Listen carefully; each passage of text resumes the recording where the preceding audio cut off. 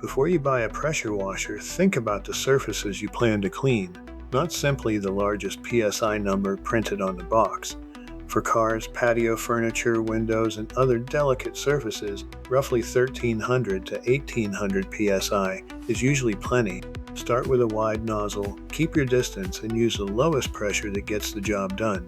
For siding, fences, and wooden decks, look roughly in the 1500 to 2500 psi range. Stay near the lower end for soft wood, painted surfaces, or anything that could be gouged or stripped. For patios, brick, and routine driveway cleaning, a machine around 2000 to 2500 psi can handle many household jobs. For stubborn stains and deeply embedded dirt on concrete, 2500 psi is a practical starting point, while approximately 3000 psi and good water flow will usually clean faster. Remember that psi is only the machine's maximum pressure.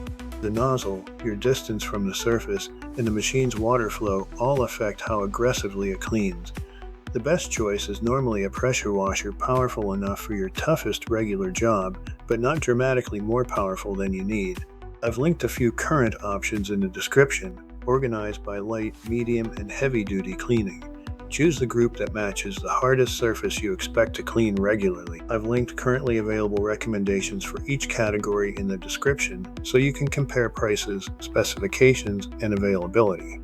If this helped you make a smarter buying decision, subscribe to Data Driven Buyer for more clear, practical buying guides.